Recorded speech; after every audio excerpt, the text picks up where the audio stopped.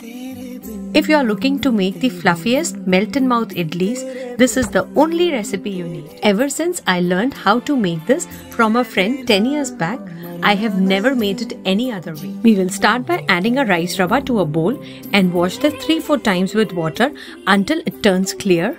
The rice rava will make the idli super soft and pillowy. Let this soak for at least 8 hours. Then we will add our whole urad dal, wash it and soak it for 8 hours as well. We will add some washed poha and then blend it into a smooth paste. And now we will add a rava rice by squeezing all the excess water. Mix it thoroughly using your hands, since the warmth of your hands will kickstart the fermentation process. And just look at how beautifully the batter has risen and fermented here.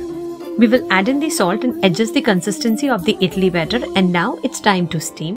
On your idli molds, lay a damp cloth and then add the batter, which helps retain the moisture, and this will ensure the idlis to remain soft. This is one of the biggest tips I have learned from my friend. Steam these until done and you won't believe just how fluffy and melt in mouth these turned out. These are so perfect for a weekend brunch or wholesome meal. And I love pairing it with some pineapple rasam, coconut chutney, tomato chutney, and of course a generous drizzle of ghee. Head over to my blog for more detailed recipe and enjoy.